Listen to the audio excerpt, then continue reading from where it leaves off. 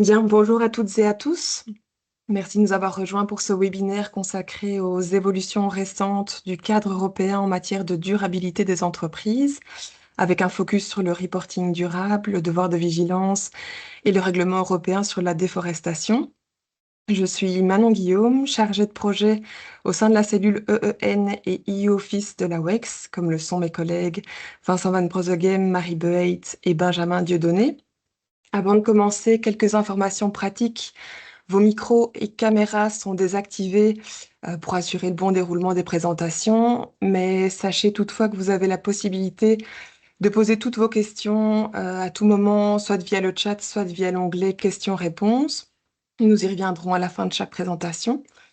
Et sachez également que nous disposons d'un service d'interprétation, certains intervenants s'exprimant en anglais. Donc, si vous souhaitez suivre la traduction, vous pouvez sélectionner le canal français dans vos paramètres audio. Vous avez trois points au-dessus, donc autres, et puis c'est langue et voix et service d'interprétation. Voilà, je pense que tout est OK de notre côté. Donc, sans plus attendre, je laisse la parole à notre administratrice générale, Madame Pascale Delcominetz, qui nous fait l'honneur d'introduire ce webinaire. Merci beaucoup, Manon. Bonjour à tous et à tous. Alors, je suis très heureuse d'ouvrir ce webinaire. Est-ce que je suis toujours filmée ou est-ce qu'on me voit correctement? On vous voit, Pascal, tout est OK. Parfait. Alors, je peux y aller. Donc, heureuse d'ouvrir ce webinaire qui est consacré, comme Manon vient de l'expliquer, aux nouvelles obligations européennes qui vont s'imposer aux entreprises dans les mois et les années à venir. Et les thématiques que nous allons aborder aujourd'hui illustrent très concrètement le rôle fondamental que joue la réglementation européenne dans l'activité économique quotidienne de nos entreprises.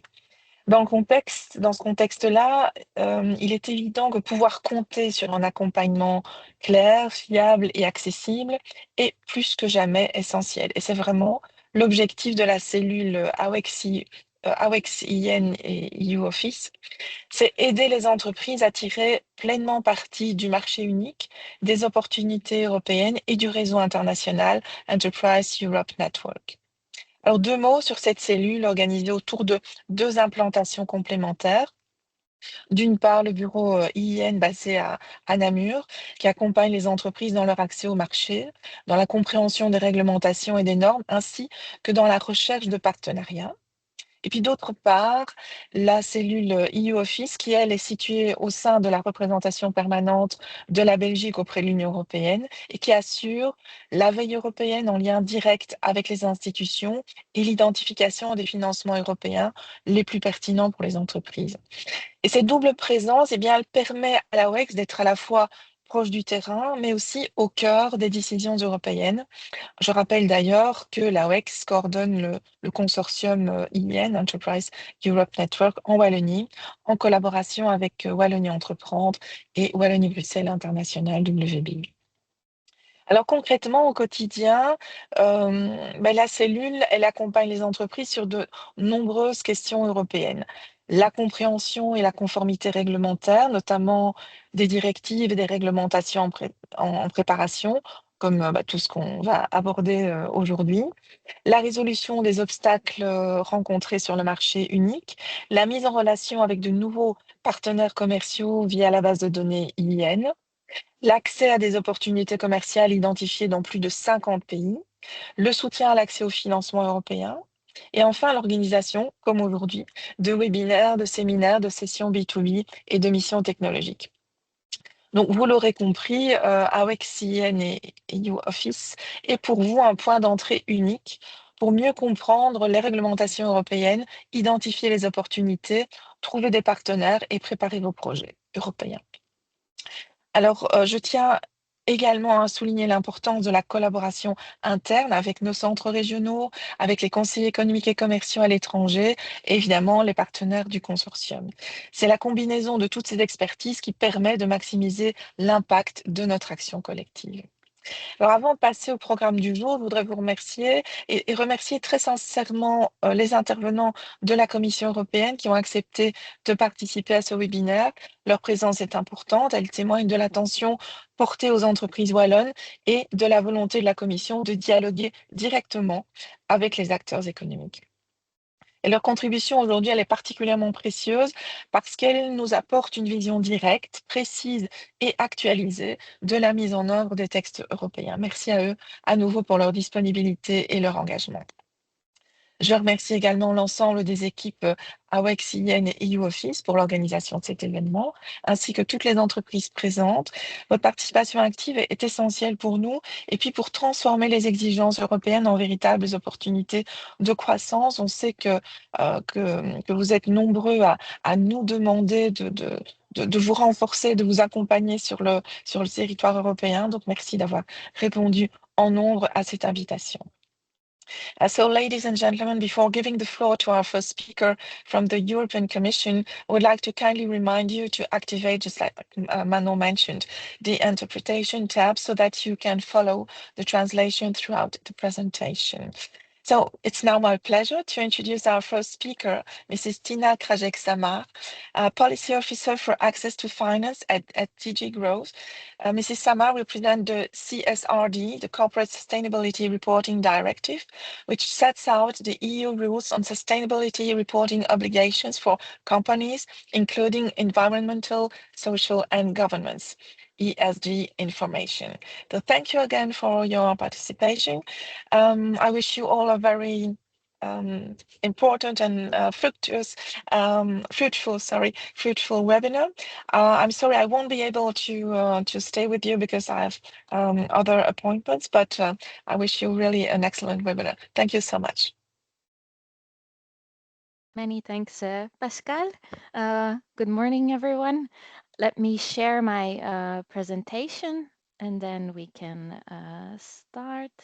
Just a second. Here we go.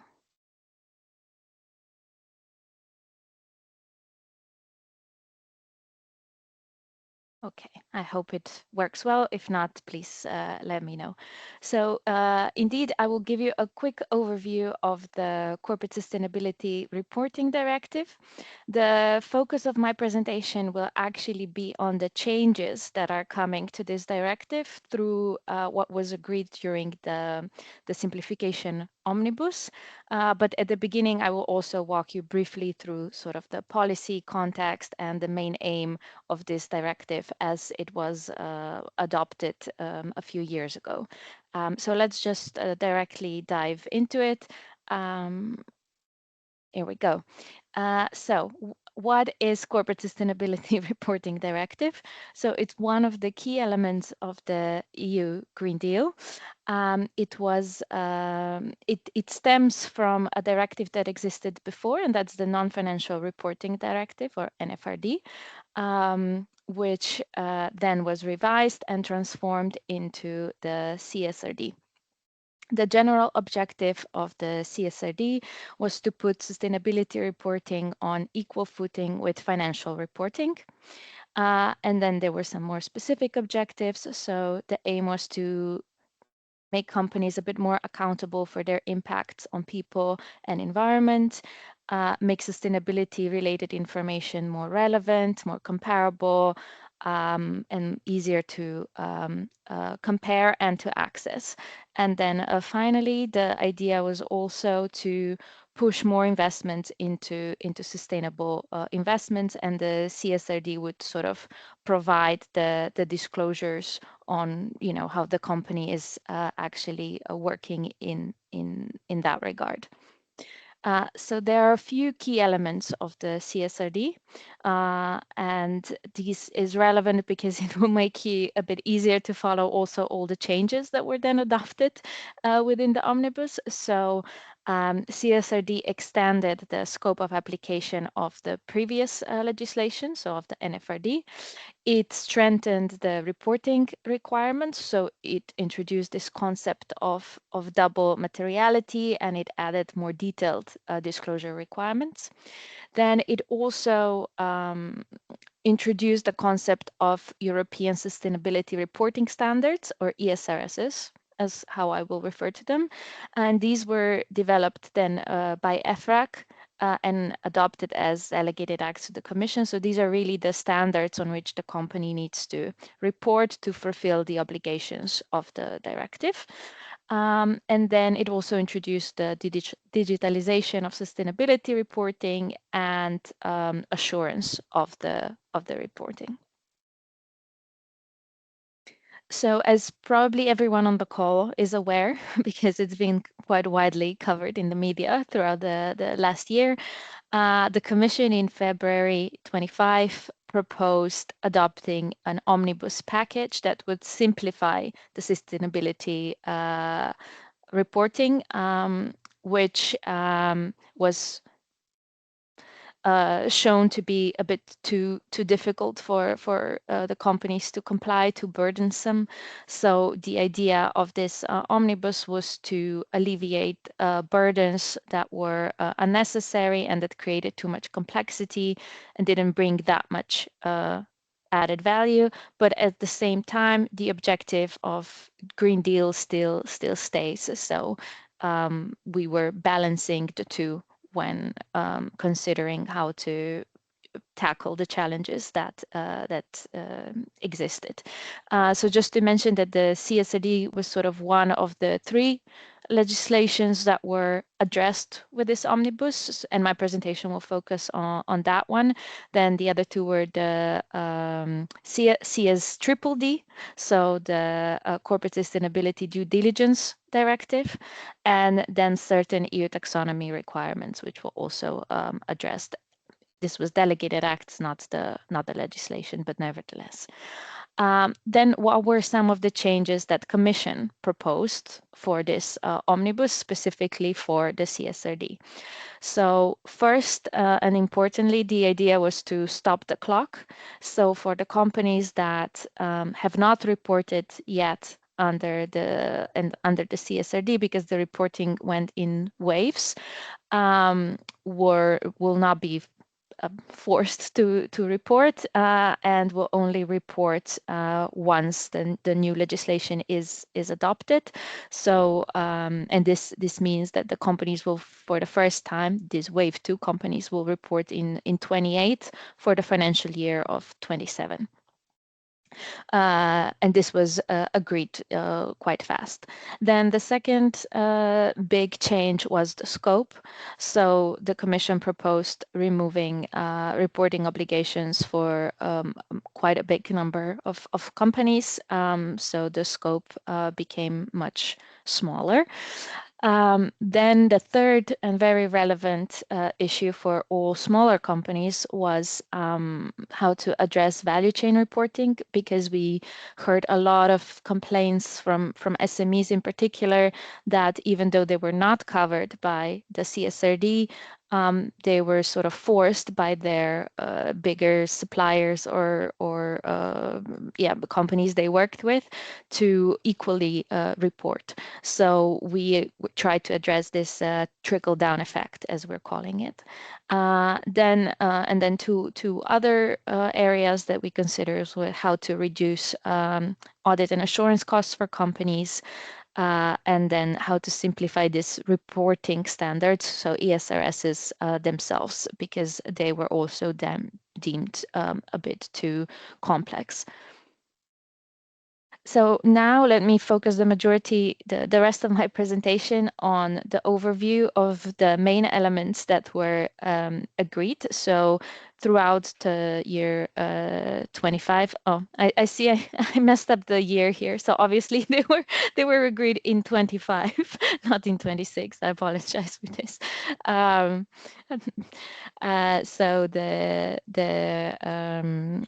Council and the Parliament agreed on the main elements of how this revised CSRD should look like and what it should address. And the Commission is now going through the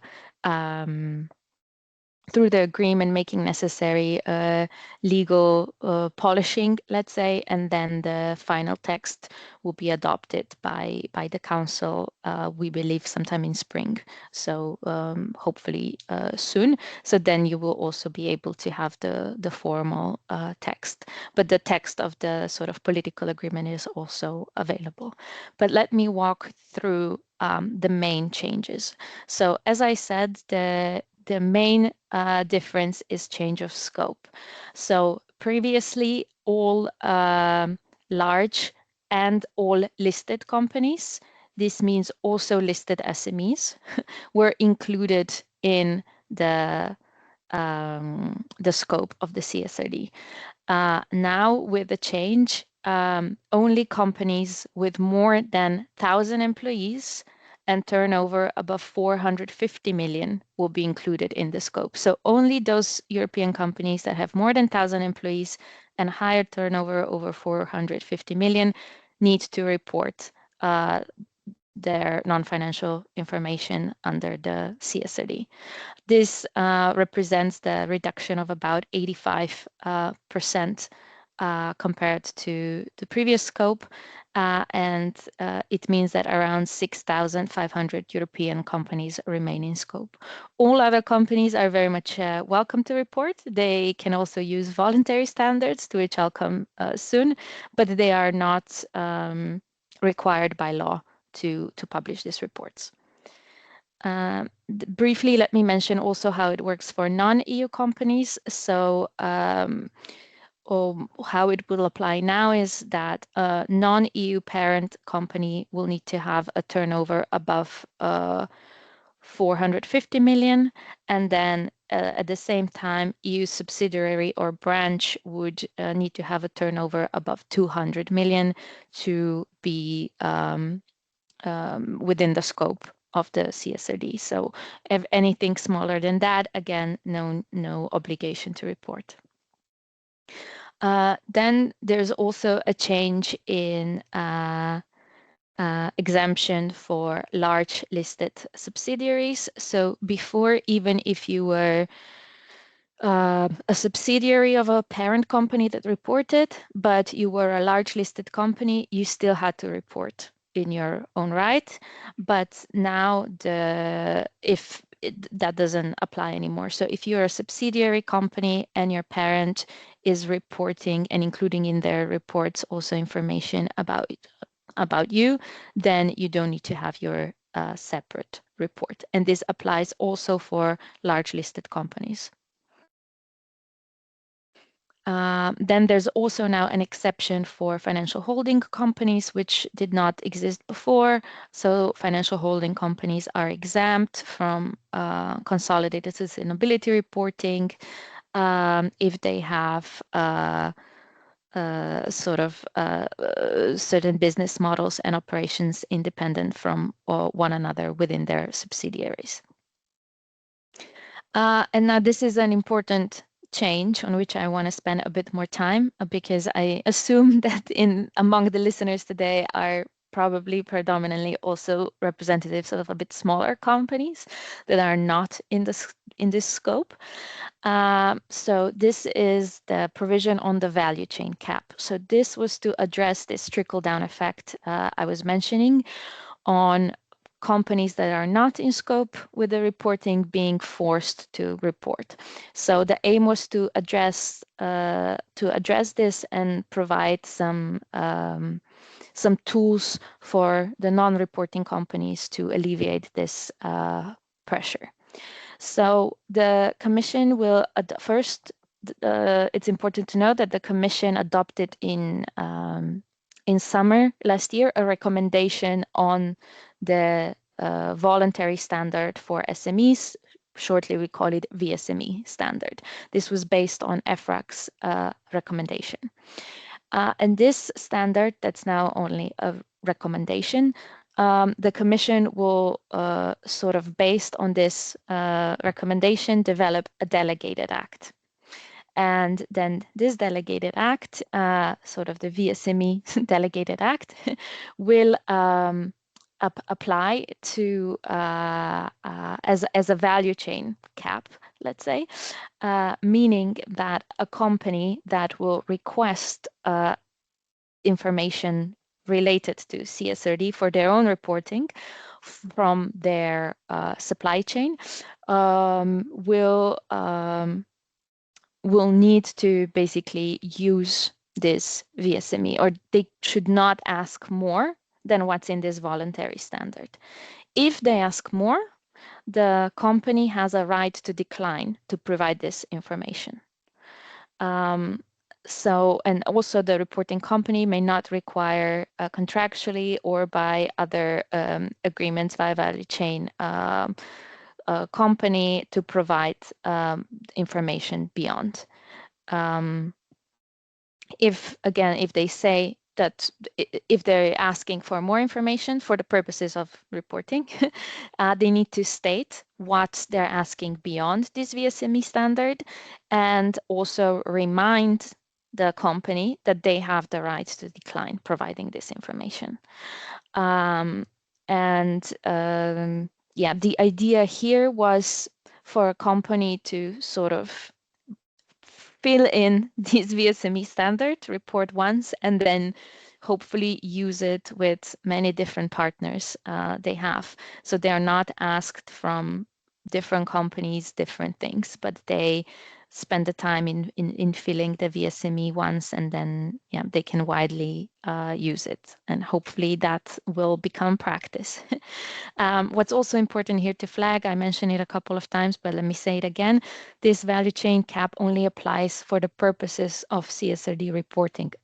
So if you're entering in a business relationship with another company and they need to perform due diligence in order to do business with you, this obviously does not apply. It only applies, yeah, when the company needs to report. Then let's move on. So there's also this exception for the unavailability of the value chain information. So for the first 3 years of reporting, the companies are exempt to report the value chain information if they can obtain the information. The idea here is to use these 3 years to sort of establish mechanism that would then provide information in the end. And the new provision says that after 3 years, companies then must use information that they managed to collect or use estimates if that was not possible. Then let me briefly speak about sector-specific standards. So the previous legislation required Commission to adopt sector-specific reporting standards. So not only these ESRSs that I mentioned before that generally apply, but also look into what a specific sector would need to further disclose. And then this provision now was deleted. So there is no obligation anymore for sector-specific standards. There is a recital on possibly developing some guidelines if needed for sectors, if that would help by the Commission, but there will not be any additional layers put on top that would be sector specific. Then one point to mention here is also transition plans, because this was widely discussed and it's sometimes a little bit misunderstood. So transition plans have been mentioned in 2 legislations. One is CSRD that we're talking about now, and one is the one I mentioned before, CSDDD. So, and they have a bit of different scope as well. So under the CSRD, the company has been asked to report their transition plan if they have one. But if you don't have a plan, you don't need to disclose it. But if you do, you should. And then under the CSDDD, that created the requirement for companies within that scope to develop transition plans. So what changed throughout the omnibus is that this obligation on companies to develop transition plans under the CSDDD was deleted, and the text on transition plans under the CSRD remained. So basically, it's as I said at the beginning, if you have a transition plan, you should report it under the CSRD. But if you don't have one, CSRD does not create any obligation for you to make one. And now that obligation also does not exist under the CSDDD. Then there is also an important addition on the omission of information. So this stems from some of the concerns of the company that disclosing all of the information may be harmful. So these here you see listed a few exceptions where companies may omit certain information. So this is information that would be seriously prejudicial to commercial position. Then it's trade secrets, any classified information, and then also other information that is not to be disclosed because of any EU or national legal obligations that would safeguard privacy or security of a natural or legal person.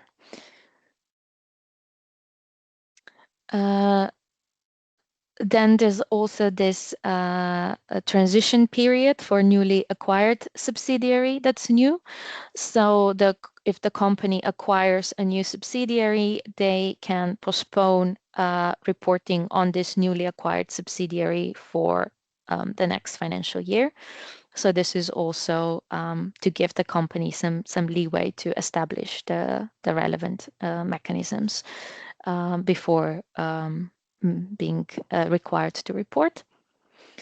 Then I mentioned at the beginning the assurance. So the previous legislation required companies to seek limited assurance on their reports, but then it also indicated that this requirement for limited assurance could become a requirement for reasonable assurance at a later date, which would obviously make the assurance standard a bit stricter. Now the omnibus legislation removes this possibility of introducing a reasonable assurance requirement and suggests that the Commission adopts a standard for limited assurance by July next year. There's also a simplification of approval requirements for audit firms that wish to do sustainability assurance. So that's also an addition that came with the change. Then a quick word on the digital portal and reporting on digital initiatives. So the new text also states that the Commission will provide a portal that will give access to information, guidance, and support, including relevant templates and guidance on how to report these ESRSs and the voluntary standard.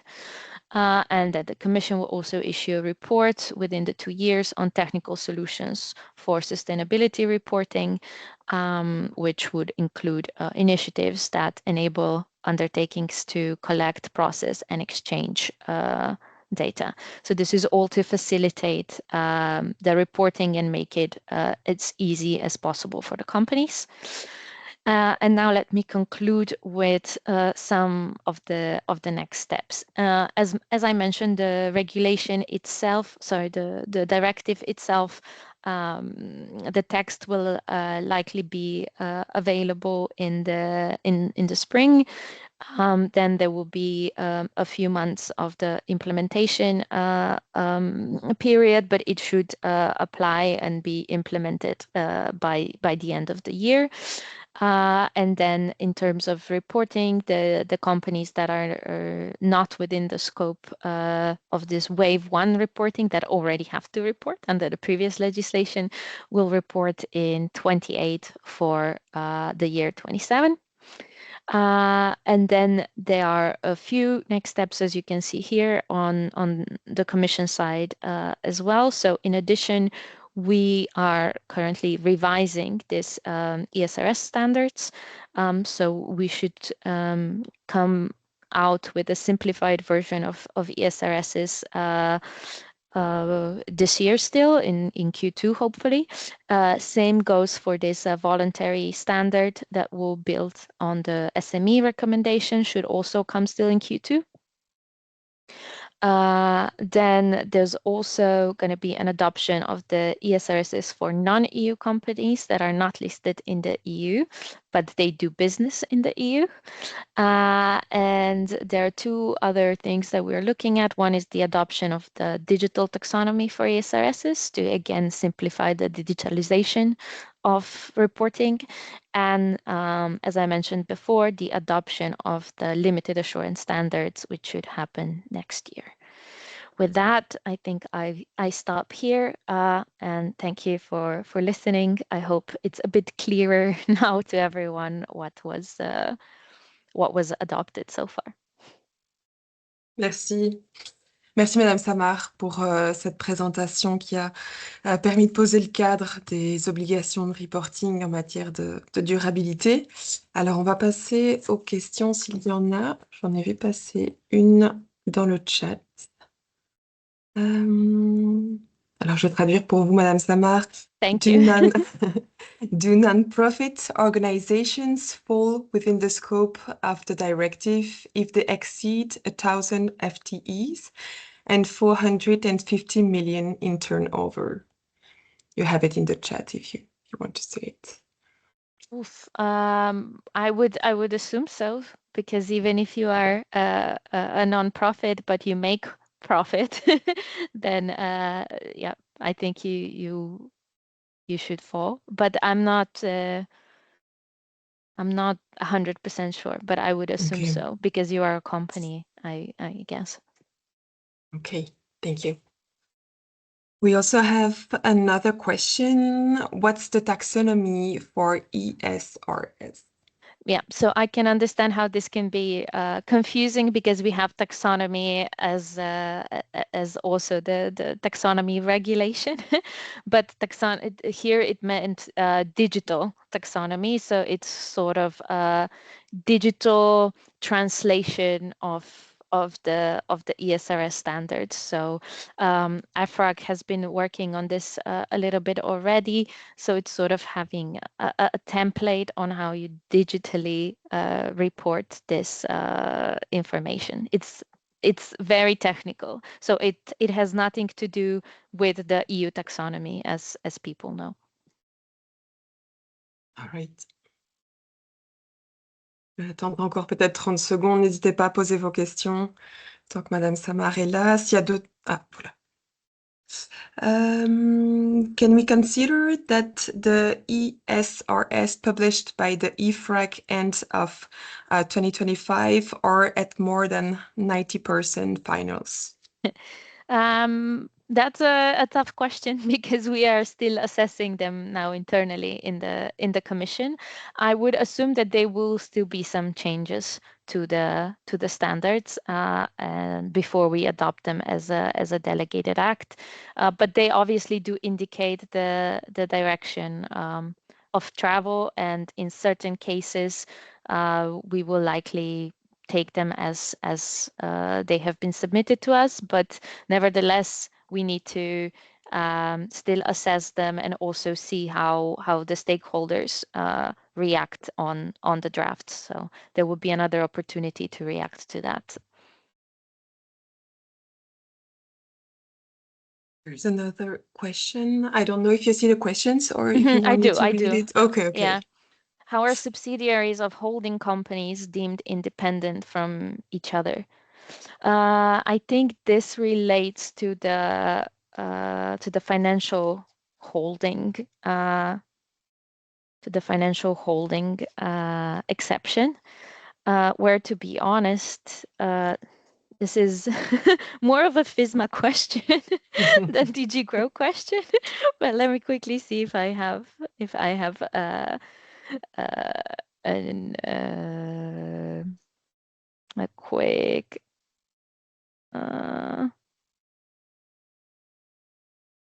deemed independent from each other.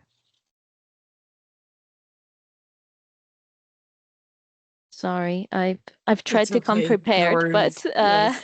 If you don't have the answer now, yeah, we can of course just transfer it later.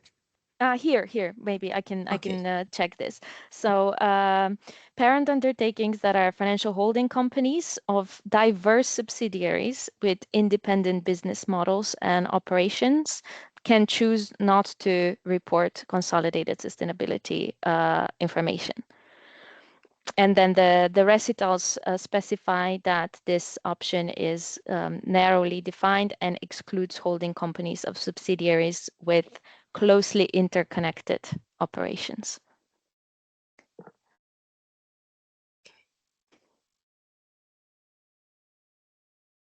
Okay, I don't see any questions. N'hésitez pas à poser vos questions. Et si c'est pas maintenant, on peut aussi faire office de relais plus tard pour transférer les questions à Madame Samar. J'attends encore peut-être quelques secondes.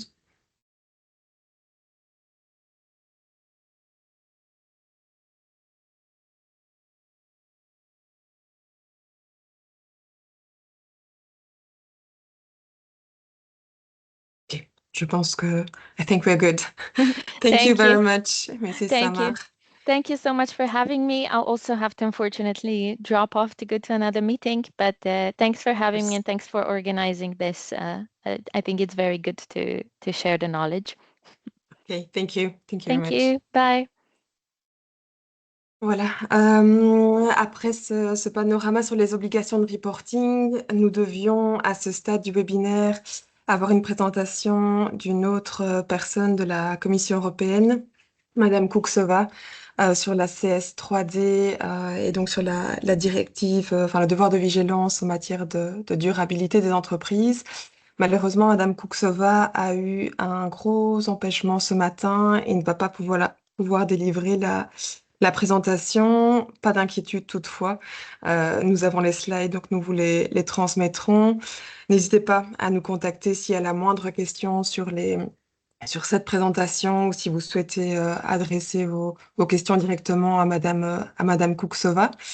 Et donc, je vous propose de passer directement à notre troisième intervenant, qui est Monsieur Willam, conseiller politique DG Environnement au SPF Santé et qui va nous délivrer une présentation sur l'EUDR, donc le règlement européen relatif à la déforestation. Monsieur Willam, je vous laisse la parole. Merci beaucoup. Est-ce qu'avant toute chose, vous pouvez me confirmer que vous voyez bien Nous ma voyons bien présentation? la présentation, tout est OK. Parfait.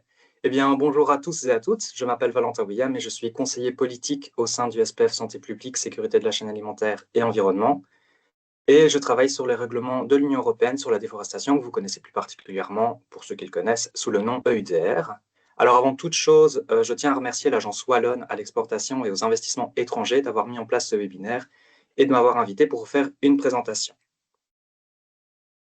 Alors, normalement, vous voyez maintenant ma slide 2. Je vérifie juste à ce stade que tout fonctionne correctement. Est-ce que vous pouvez me confirmer? Oui. C'est OK.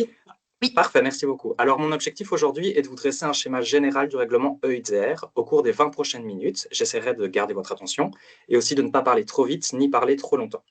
Alors, je commencerai par vous faire une mise en contexte de l'EUDR afin d'expliquer les raisons qui ont poussé à la mise en place de ce règlement ainsi que son objectif. Une fois cette mise en contexte faite, j'expliquerai les grandes lignes de l'EUDR en essayant d'aborder ces divers aspects, c'est-à-dire les différents rôles et obligations des entreprises, le système de diligence raisonnée, le système d'information, ainsi que les contrôles. C'est peut-être la partie qui vous intéressera le plus. Ensuite, même si l'EUDR a l'air très compliqué, il existe aussi des simplifications qui permettent de mieux comprendre. Je vais à vous les expliquer. Attention cependant qu'à la suite de récentes modifications, il reste des zones d'incertitude et des questions ouvertes. Enfin, je terminerai cette présentation en donnant des informations diverses. Alors, pourquoi ce règlement existe-t-il? Alors, ce n'est pas une surprise si je vous dis qu'aujourd'hui, nous sommes confrontés à une crise du dérèglement climatique ainsi qu'à une crise de la biodiversité. Ces deux problèmes sont liés. Le comportement humain exerce une modification intense de notre environnement qui impacte notre biodiversité et par conséquent impacte le climat. Cet impact sur le climat impacte à son tour la biodiversité et ensuite notre environnement. Donc, comme vous voyez, nous sommes dans un cercle. De plus, les espèces sont incapables de s'adapter au rythme du dérèglement climatique et aux conditions météorologiques dans lesquelles de longues périodes de sécheresse ou de précipitation deviennent la nouvelle norme. Nous sommes dans un cercle vicieux, comme je les ai dit, et c'est à nous d'y mettre un stop. Si nous ne protégeons pas nos forêts, si nous ne veillons pas à la diversité de notre nature, le dioxyde de carbone sera de moins en moins piégé dans les forêts, les tourbières, et moins la nature sera en mesure de nous protéger en réduisant par exemple l'absorption de l'eau en cas de forte précipitation. Alors comme vous pouvez le voir sur l'image de gauche qui est présente sur le PowerPoint, vous pouvez y voir 3 scénarios. Je vais analyser les scénarios en partant du scénario du bas et en remontant vers le plus catastrophique, soit le scénario du haut. Dans le scénario Very Low, nous sommes face à une augmentation de 1,5 degrés d'ici 2100. Ce scénario est possible si, comme le prévoit l'accord de Paris, nous atteignions les zéro émissions de CO2 d'ici 2050. Ensuite, nous avons le scénario intermédiaire. Là, nous sommes à une augmentation de 1,8 degrés si nous atteignons les zéro émissions de CO2 après 2050. Enfin, les scénarios au-dessus sont ceux qui arriveront si nous n'arrivons pas à atteindre les émissions nettes nulles d'ici 2100, ce qui est pour le moment la situation la plus probable. Alors personnellement, je suis né à la fin des années 90. Certains d'entre vous ont peut-être le même âge que moi et je pourrais être le fils d'autres personnes ici. Comme vous le voyez dans ce schéma, je connais le dérèglement climatique depuis ma naissance. Quand j'aurai 50 ans, soit la ligne des personnes qui auront 70 ans si elles sont nées dans les années 80, la température sera en moyenne 2 degrés plus chaud en 2050 et 4 degrés plus chaud en 2090. Alors, pour le moment, les conséquences de ces chiffres peuvent sembler abstraites, mais nous allons rendre ça plus concret dans les prochaines slides. Sur le graphique de droite, vous pouvez voir l'augmentation du CO2, un des gaz à effet de serre qui est responsable du dérèglement climatique. Alors, comme on le constate sur le graphique de droite, le CO2 est actuellement particulièrement haut et celui-ci a explosé ces dernières années. Attention qu'ici, nous ne parlons que du CO2. Il y a d'autres gaz à effet de serre, notamment comme le méthane, qui lui est lié principalement à la déforestation. Alors, pour le moment, le dérèglement climatique n'est pas encore forcément visible et l'être humain est résilient. Le changement est progressif, il est difficile de voir les conséquences. Cependant, le fait de ne pas le ressentir ne veut pas dire qu'il n'existe pas. Les étés connaissent de plus en plus de vagues de chaleur mortelles dans certains continents, et nous avons été victimes ici en Belgique de violentes inondations, plus récemment de violentes inondations en Espagne, et encore plus récemment en Indonésie. Alors, comme je l'ai dit, tout ceci peut sembler abstrait, mais nous allons rendre ça plus concret. Il existe ce que nous appelons les points de bascule. Ceux-ci sont les moments où il n'est plus possible de faire de retour en arrière. Alors cette carte montre les différents événements qui se produiront en fonction de l'augmentation de la température. Au rythme auquel nous avançons, c'est-à-dire si nous ne diminuons pas drastiquement notre production de gaz à effet de serre, quand j'aurai 50 ans, donc d'ici 2050, la calotte glaciaire du Groenland commencera à fondre sans retour en arrière possible, sachant que son point de basculement est de 1,5 à 2 degrés. Au même rythme, à la fin de ma vie, que j'espère longue et heureuse, la forêt amazonienne aura atteint son point de non-retour, elle aussi, et elle commencera à se transformer en savane. Alors bien évidemment, tous ces événements sont liés et chaque disparition aura un impact sur notre équilibre. Des hivers et des étés de plus en plus intenses où notre environnement, nos infrastructures, nos cultures et nos corps ne seront pas habitués à de tels écarts de température.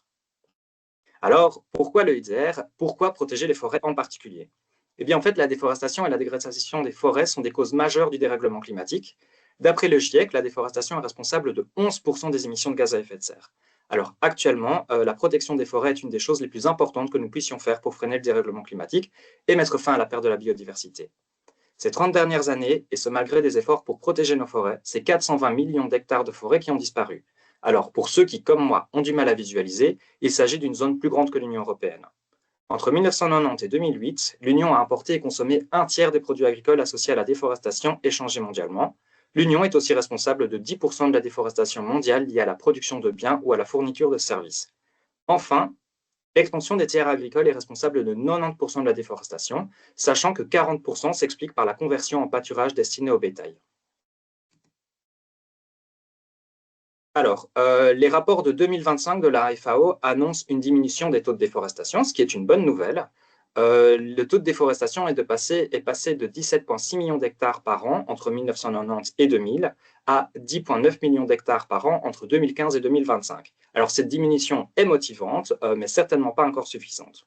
Vous pouvez constater sur le graphique à droite une carte regroupant les zones de déforestation liées aux 7 matières premières concernées par le HDR, c'est-à-dire le bovin, l'huile de palme, le bois, le soja, le cacao, le café et le caoutchouc. À eux seuls, ils représentent 73% de la déforestation globale. Alors, il est important de connaître les zones à forte déforestation afin de pouvoir permettre une meilleure consommation plus durable et responsable. Par exemple, c'est important de savoir que le Brésil est responsable de 58% de la déforestation liée aux bovins et que le Paraguay est responsable de 6%.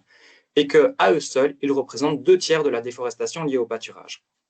Mais attention, Dans le cas de ces pays, c'est aussi important de savoir que dans le cas du Brésil, ce n'est pas tout le pays qu'il faut condamner.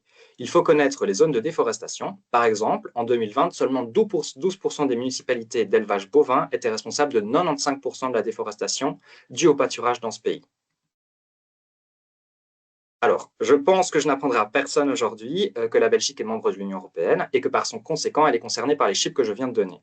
Alors, la Belgique est responsable de 8,1% de la déforestation de l'UE, ce qui la positionne 6e dans le classement des pays européens avec le plus haut taux de déforestation. Ça représente 12 000 hectares de forêt par an, selon la moyenne en 2019 et 2021.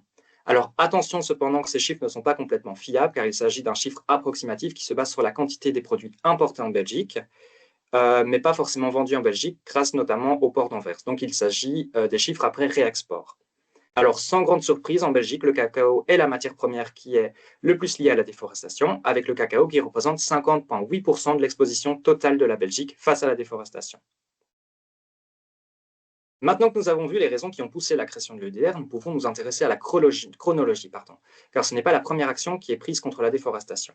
De manière générale, la loi existante contre la déforestation s'intéressait à la légalité de la production. Par exemple, si nous prenons le règlement FLEGT de 2003 et UTR de 2010, l'accent est mis sur la légalité de la production seulement, et ce n'est pas parce qu'un produit est légal qu'il est exempt de déforestation.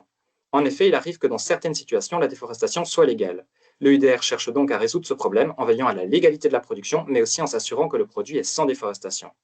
L'EUDR a été voté en 2023 et devait rentrer pleinement en application pour fin décembre 2024. Mais un premier report a eu lieu, reportant son implémentation en décembre 2025. Et comme vous le savez peut-être, il y a quelques semaines, une prolongation de 12 mois de la période de transition et des amendements ont été votés. L'implémentation de l'EUDR est donc prévue en décembre 2026. Alors, j'espère que vous êtes toujours avec moi, car nous allons maintenant rentrer dans le vif du sujet et nous intéresser au règlement en lui-même.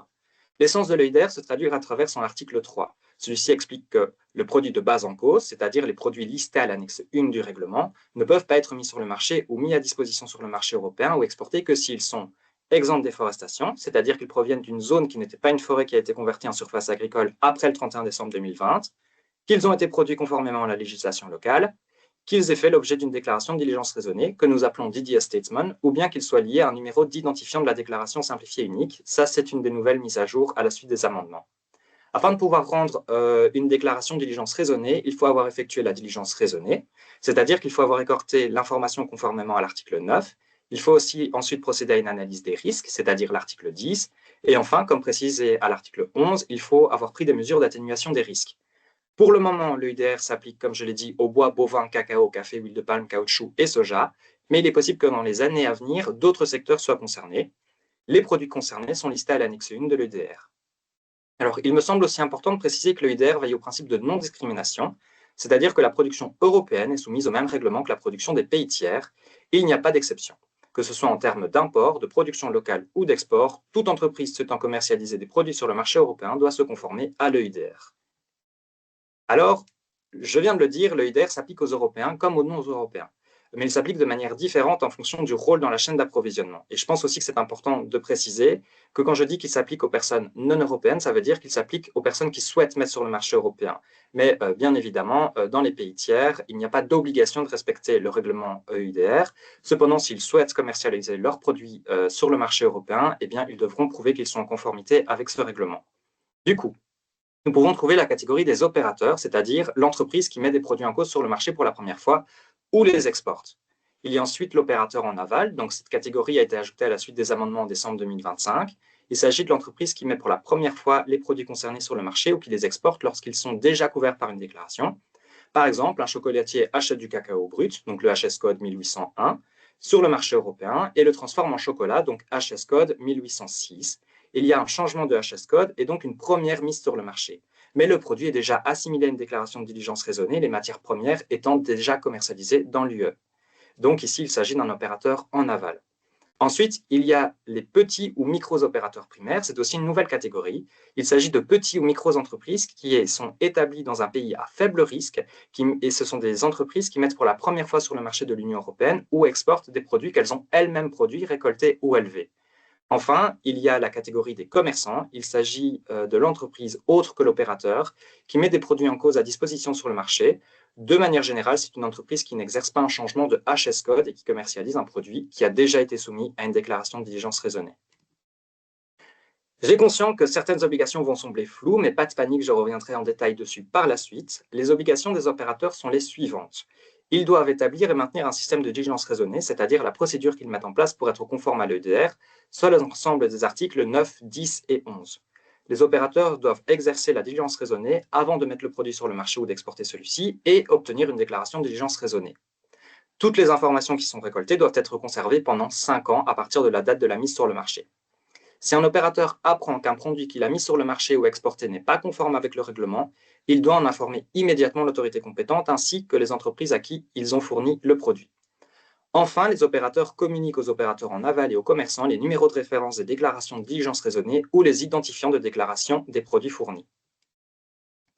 Les micros et petits opérateurs primaires, comme je l'ai dit, sont des petites ou micro-entreprises basées dans un pays à faible risque qui mettent sur le marché des produits qu'elles ont produits, récoltés ou élevés elles-mêmes.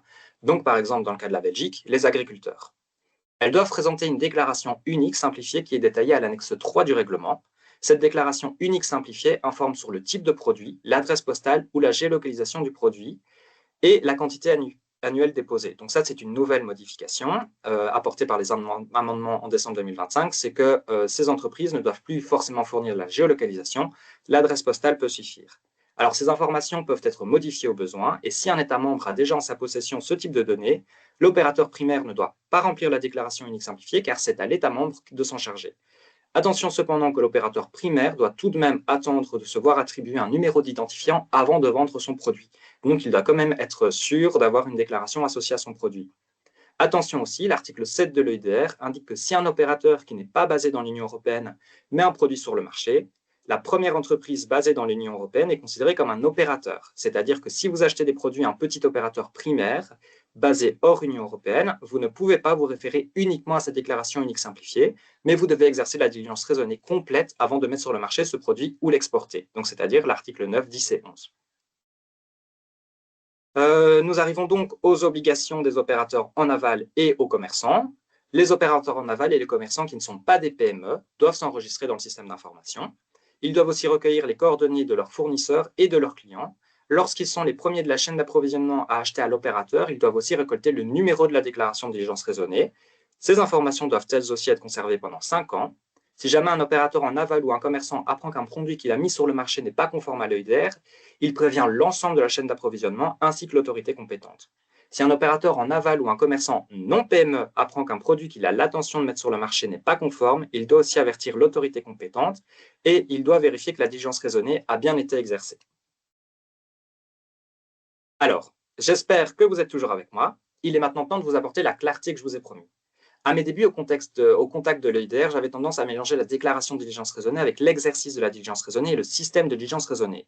Tout ceci peut être très flou car les termes sont similaires, alors je pense qu'il est important de disséquer cette fameuse diligence raisonnée. La diligence raisonnée se découpe en 3 parties. Il y a le système de diligence raisonnée, c'est l'ensemble de la procédure qui explique les différents outils qui sont mis en place au sein de l'entreprise afin d'éviter la déforestation. Ensuite, il y a l'exercice de la diligence raisonnée. Celui-ci est appliqué pour chaque type de produit. C'est la mise en pratique du système de diligence raisonnée. Enfin, il y a la déclaration de diligence raisonnée. Celle-ci doit être déposée dans le système d'information, soit qui est détaillé à l'article 33 Traces. C'est la preuve que l'entreprise engage sa responsabilité et confirme qu'elle a bien vérifié que ces produits ne sont pas issus de la déforestation. Alors, comme je viens de le dire, le système de diligence raisonnée est la procédure générale que l'entreprise met au point pour garantir que ces produits sont conformes à l'EUDR. L'article 12, paragraphe 1, précise que les opérateurs mettent en place et tiennent à jour un cadre de procédures et de mesures afin de garantir que les produits en cause qu'ils mettent sur le marché ou exportent sont conformes à l'article 3. Le système doit être remis à jour au minimum une fois par an et les opérateurs qui ne sont pas des PME doivent informer publiquement de leur système de diligence raisonnée, via leur site internet par exemple. Alors, l'exercice de la diligence raisonnée, maintenant que nous avons compris ce qu'est le système de diligence raisonnée, nous pouvons maintenant rentrer dans le cœur du sujet et donc nous allons voir l'exercice de la diligence raisonnée. La première étape est la récolte de l'information en accord avec l'article 9 du règlement. Dans l'article 9, il est précisé que l'opérateur doit veiller à la traçabilité de son produit afin de s'assurer que celui-ci ait été produit légalement et soit exempt de déforestation.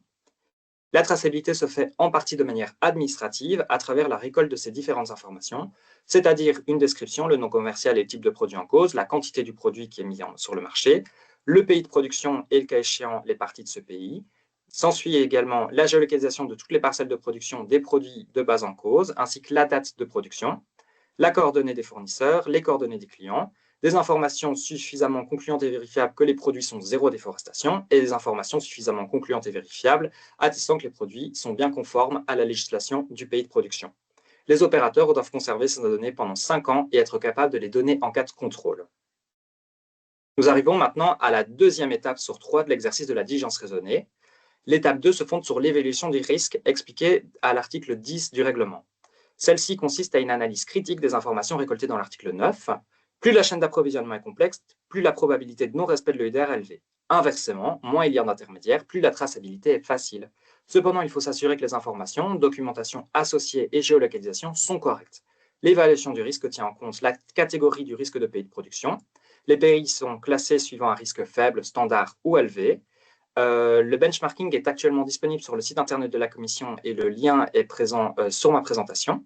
Et il y a ensuite l'évaluation de la présence de forêts, la présence de populations autochtones. Il faut aussi connaître l'existence de déforestation ou de dégradation des forêts dans ce pays et dans la zone de production, la fiabilité de l'information, le niveau de corruption dans le pays de production, et ensuite la complexité de la chaîne commerciale.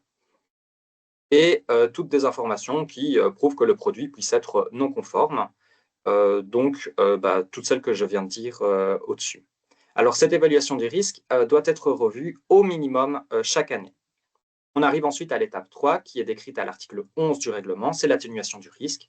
L'atténuation du risque doit être faite, sauf si l'évaluation du risque indique qu'il y a un risque nul ou négligeable des risques. Si ce n'est pas le cas, alors il faut récolter des informations complémentaires et parfois aller même jusqu'à la réalisation d'une enquête indépendante sur place. À nouveau, cette procédure doit être revue au minimum une fois par an et les opérateurs qui ne sont pas des PME doivent désigner un responsable de non-conformité. Nous en arrivons maintenant à la troisième variante de la diligence raisonnée, c'est-à-dire la déclaration de diligence raisonnée ou la déclaration unique simplifiée, comme le prévoient les nouveaux amendements.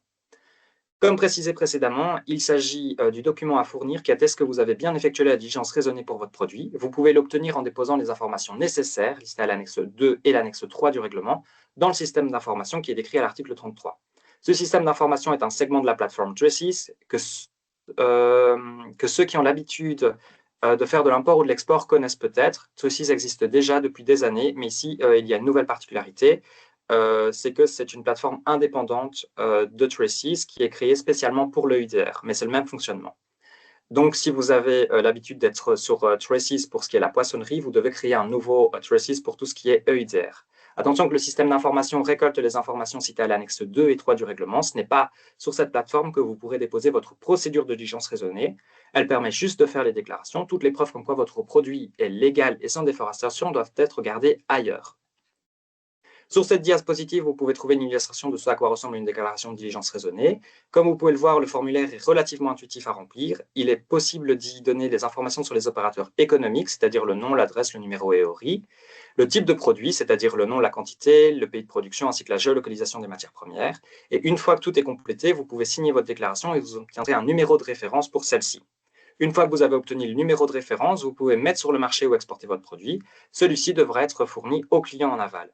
Alors, je précise qu'il est possible de rendre confidentielles vos données de géolocalisation afin d'éviter toute concurrence. C'est une question qui a beaucoup été posée au début de l'EUDR. Alors, il me semble tout de même important d'expliquer la particularité suivante. Le système d'information n'aime pas les formes atypiques. Donc, dans le cas visible au-dessus, il faudrait faire 2 polygones de géolocalisation car cette forme n'est pas acceptée. De manière plus simple, si vous avez un donut, le cercle au centre du donut ne sera pas pris en compte. Vous devez donc encoder 2 demi-lunes. Enfin, vous pouvez trouver des vidéos explicatives expliquant comment créer une DDS, comment rechercher et copier celle-ci. Vous trouverez sur le site internet de Deforestation Diligence Registry un manuel d'utilisation du système d'information, des liens pour s'inscrire aux séances d'information. Attention que l'intérêt est grand et que les places partent vite. Pour le moment, la Commission européenne remet à jour tous les mois des nouvelles dates d'information, mais nous ne sommes pas forcément au courant des prochaines dates, mais nous veillons quand même à informer au sujet de celle-ci quand nous en avons connaissance. Nous arrivons bientôt à la fin de cette présentation. Je vais maintenant rapidement aborder la question des contrôles. Le règlement impose aux autorités compétentes, dans ce cas-ci le SPF Santé publique, sécurité de la chaîne alimentaire et environnement, des quotas de contrôle à effectuer en fonction de la provenance des produits. Les contrôles sont effectués sur base d'une étude de risque par rapport à différents critères, le risque de non-conformité, la complexité de la chaîne d'approvisionnement et le niveau de risque du pays de production, c'est-à-dire 9% de contrôle pour les produits provenant d'un pays à risque élevé, 3% pour un pays à risque standard et 1% pour un pays à risque faible. Ce classement des pays s'appelle le benchmarking et est expliqué à l'article 29 de l'EUDR et j'en ai déjà parlé précédemment. Il est disponible sur le site internet de la Commission. Alors, en cas de non-conformité, l'autorité compétente a la possibilité de bloquer un produit pendant 3 jours ouvrables, 72 heures s'il s'agit d'un produit périssable. Plus d'informations se trouvent à l'article 17. De manière générale, un contrôle se concentre sur l'examen du système de diligence raisonnée. Et puis, il y a un examen approfondi d'un produit pioché au hasard. Donc, vous allez avoir un premier contact avec le SPF Santé, Sécurité de la chaîne alimentaire et Environnement, qui vous demandera de nous fournir votre système de diligence raisonnée, donc la procédure générale que vous mettez en place pour prouver que vous êtes conforme à l'EUDR. Et puis après, un produit sera pioché au hasard et celui-ci sera analysé dans sa totalité. Si des doutes sont présents, un examen sur place des produits aura lieu, des recours à des analyses scientifiques pourront avoir lieu et un audit sur le terrain pourra aussi avoir lieu. Alors, nous arrivons maintenant à la dernière partie de ma présentation, les simplifications. Tout d'abord, si votre produit ne figure pas à l'annexe 1 de l'UDR, vous n'êtes pas couvert par l'UDR. Ensuite, si votre produit est basé à partir de matières premières réalisées avant le 29 juin 2023, vous n'êtes pas concerné par l'UDR.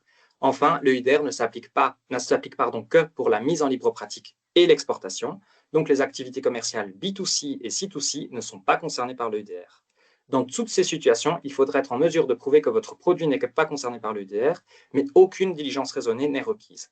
Si votre produit a été mis sur le marché pendant la période de transition, alors il suffit de collecter les preuves que la matière première a été mise sur le marché pendant la période de transition. En ce qui concerne les produits composés, vous devez faire l'exercice de diligence raisonnée que pour la matière première concernée par le HS Code. Donc, si vous avez du chocolat au café, l'élément de base, c'est le chocolat. Il faudra donc faire la diligence raisonnée que pour le cacao. Vous pouvez aussi faire des déclarations en excès, c'est-à-dire que votre produit provient d'un ensemble de zones. Attention cependant que si une des parcelles en excès est concernée par la déforestation, tous vos produits seront considérés comme non conformes. Enfin, si votre matière première provient d'un pays à faible risque, vous pouvez vous limiter à la collecte de l'information. Attention cependant que si vous constatez durant la collecte de l'information un risque, vous devrez faire une évaluation des risques ainsi que la diminution des risques. Voilà. Et donc, j'ai maintenant fini cette présentation. J'espère que j'ai réussi à vous garder captivé. Je conclurai avec ces quelques informations. Alors, pour toute information, nous vous invitons à consulter le site web de la Commission.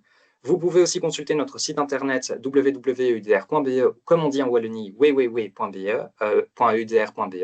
sur lequel vous trouverez une traduction en français et en néerlandais de la FAQ et du guidance document. Attention que la FAQ et le guidance document ne sont toujours pas mis à jour à la suite des nouveaux amendements. Cette mise à jour devra arriver fin avril. Et enfin, si vous avez des questions, si vous avez besoin d'être en contact avec nous, vous pouvez toujours nous contacter grâce à notre helpdesk qui est aussi du coup mis en lien ici sur cette slide. Je vous remercie pour votre attention et je suis maintenant disponible pour répondre à vos questions. Et je rappelle à nouveau que, à la suite des nouveaux amendements qui ont été votés fin décembre, il y a encore de nombreuses zones de flou et donc je ne promets pas que je serai en mesure de répondre à toutes vos questions, mais je les noterai afin de transmettre celles-ci à la Commission européenne et de pouvoir avoir des réponses à celles-ci dans la publication de la prochaine FAQ. Merci. Très bien, merci Monsieur William. Je vois qu'il y a une question déjà dans le chat. Est-ce que ce cas de figure est concerné? Petit indépendant qui importe du chocolat pour fabriquer ses propres pralines. Alors oui, ce cas de figure est concerné car il y a importation dans l'Union européenne, sur le marché européen, d'un produit qui n'a pas été déjà mis sur le marché de l'Union européenne. Donc dans ce cas-ci, vous rentrez dans la catégorie des petits opérateurs. Bien. Euh, Oui, je vous laisse si vous... Oui. Allez-y. Bonjour, pour un fabricant d'éléments de construction en bois avec du bois belge ou du bois européen du Nord, on doit aussi faire les démarches. Alors, tout dépend de la taille de votre entreprise. Si c'est du bois que vous produisez vous-même, car vous êtes propriétaire des forêts, dans des cas pareils, vous pouvez rentrer dans la catégorie de petits propriétaires primaires, si vous êtes une petite entreprise. Sinon, vous devez effectivement appliquer toutes ces démarches, car vous êtes la première personne à mettre sur le marché européen le produit. Par contre, si vous achetez du bois qui a déjà été placé sur le marché de l'Union européenne, alors là, vous rentrez dans la catégorie d'opérateurs en aval. Et dans des cas pareils, si une déclaration de diligence raisonnée existe déjà, vous ne devez pas faire toutes les démarches de diligence raisonnée. Vous devez simplement récolter le numéro de diligence raisonnée si vous achetez à l'opérateur, au premier opérateur, et conserver toutes les données sur votre fournisseur. Alors, est-ce que la Thaïlande est considérée comme pays à risque pour le caoutchouc? Alors, je n'ai pas en mémoire le benchmarking complet, mais vous pouvez avoir la liste complète de tous les pays sur le site internet de la Commission. Dessus, vous trouverez une liste avec vraiment tous les pays. Alors, elle n'est pas classée par niveau de risque, elle est classée par ordre alphabétique. Donc, sur le site internet de la Commission, il faudra trouver la Thaïlande, appuyer sur le petit menu déroulant et en dessous, il sera expliqué le niveau de risque. Alors, le niveau de risque n'est pas classé par produit, il est classé de manière générale. Donc, le niveau de risque de la Thaïlande sera pour toutes les matières premières concernées par le IDR. Bonjour, peut-on dire que l'entité qui dédouane est celle qui doit faire la DDS? Celle qui doit faire la DDS est l'entité qui met sur le marché pour la première fois. Donc, l'entreprise qui importe et qui met sur le marché, ou alors une entreprise qui exporte un produit qui n'a pas encore été concerné par une déclaration de diligence raisonnée. Un marchand de bois qui achète auprès des communes des bois est-il le premier à mettre le bois sur le marché? Alors, le bois sur pied n'est pas concerné par le règlement UDR. Donc, c'est bien la personne qui coupe le bois et qui met sur le marché les rouleaux de bois, j'ai oublié le terme, pardon, qui est concerné qui est le premier opérateur. Je ne sais pas si ça répond à la question. Et a priori, il n'y a pas d'autres questions. D'autres questions? On va peut-être patienter 30 secondes, on ne sait jamais. Dans tous les cas, s'il y a d'autres questions qui nous parviennent après le webinaire, nous vous les transmettrons évidemment. Oui. Et à nouveau, n'hésitez pas à nous poser vos questions sur notre helpdesk. Nous essayons de répondre dans les 2 semaines grand maximum. Cependant, cela dépend de la charge de travail. Donc, nous vous remercions pour votre patience. Mais de manière générale, nous répondons dans un délai de 7 jours.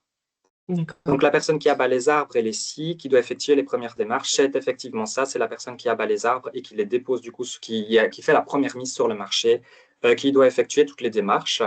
Le propriétaire forestier doit cependant être capable de fournir des documents qui prouvent que son produit est conforme à la législation locale et qu'il n'y a pas de déforestation. Même en sous-traitance, alors ça, c'est une excellente question auquel je ne suis pas en mesure de répondre pour le moment. Est-ce qu'il est possible? Oui, ça va.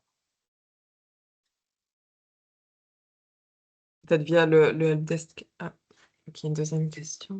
Nous importons parfois des équipements depuis les États-Unis, emballés sur des palettes en bois fournies par le vendeur. Nous n'achetons pas ces palettes comme produit. Nous n'avons aucun contrôle sur l'origine du bois et elles ne servent que d'emballage de transport. Dans ce cas, sommes-nous juridiquement considérés comme opérateurs pour ces palettes? À quel niveau de due diligence est réellement attendu d'une PME dans cette situation? Alors, effectivement, c'est un point très important à souligner.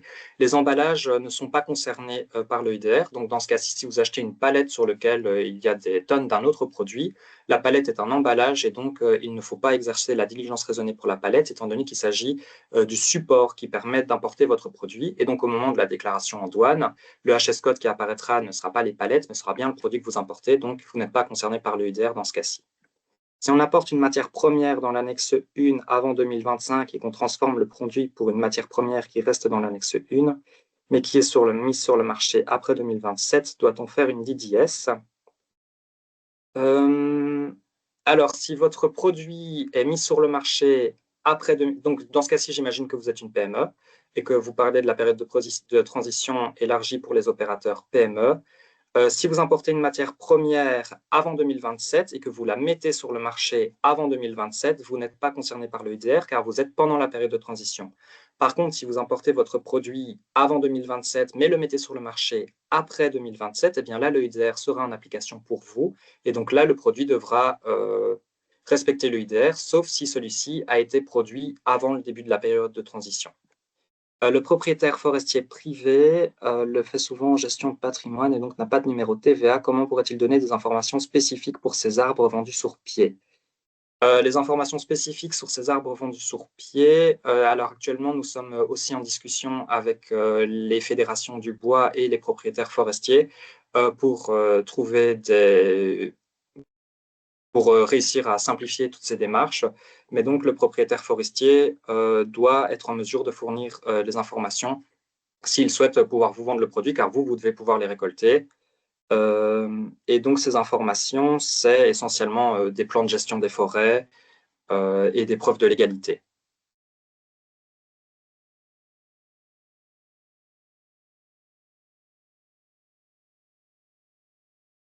Ok. Avec plaisir. Bien.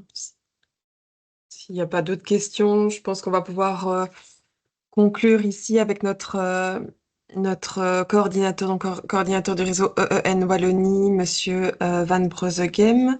Je vous remercie en tout cas, Monsieur William, pour l'intervention et pour la réponse aux questions. Vincent, c'est à toi. Voilà, donc vous m'entendez? On t'entend, oui, oui. Super. Donc je vais conclure ce séminaire en remerciant les orateurs, en vous remerciant aussi vous tous pour votre participation, pour les questions qu'on a eues, qui ont été nombreuses et très, très pertinentes, je pense. S'il y en a d'autres, nous sommes à votre disposition, comme l'est le SPF Santé par rapport à l'EUDR, pardon. Et pour de manière plus générale, pour toute question à dimension européenne, nous sommes là. J'ai changé un peu le fond d'écran par rapport à mes collègues pour mettre des informations par rapport à deux éléments qui sont importants. D'une part, nous publions de manière mensuelle une newsletter électronique qui s'appelle Les Brèves de l'Europe, dans laquelle vous allez trouver un résumé de l'actualité européenne en termes d'évolution législative, d'événements qui se passent à Bruxelles, etc. Et d'autre part, un QR code vers le site web de EN Wallonia, Enterprise Europe Network Wallonia, dans lequel vous retrouvez l'ensemble de l'offre de services qu'on propose aux PME. Comme Madame Delcominette l'a signalé tout à l'heure, ça va d'opportunités européennes. Donc, nous avons toute une série d'opportunités qu'on diffuse vers des PME. Vous pouvez vous-même faire des recherches de partenaires au travers de cet outil-là. Mais nous sommes aussi actifs dans les problématiques d'accès au marché. On a parlé de code HS, j'ai entendu code HS, les codes douaniers de produits. Il y a un outil européen qui s'appelle Access to Markets qu'on maîtrise pas mal, je pense, et pour lesquels on peut vous aider à trouver des réponses à vos questions pour l'accès à certains marchés. Donc voilà. On dispose aussi en tant que cellule IN et EU Office d'une série de contacts, de relais auprès de la Commission européenne au sein de notre réseau Enterprise Europe Network qui peuvent vous aider, vous, par rapport à vos projets. Donc n'hésitez pas à nous utiliser par rapport à ça et en nous questionnant, soit via d'autres sites web, soit via les différents canaux. Nous avons un canal LinkedIn aussi sur IN Wallonia. Et vous pouvez nous contacter à l'adresse eun-euoffice@awex.be. Donc, c'est à votre disposition, n'hésitez pas. Merci encore et bonne journée à tous.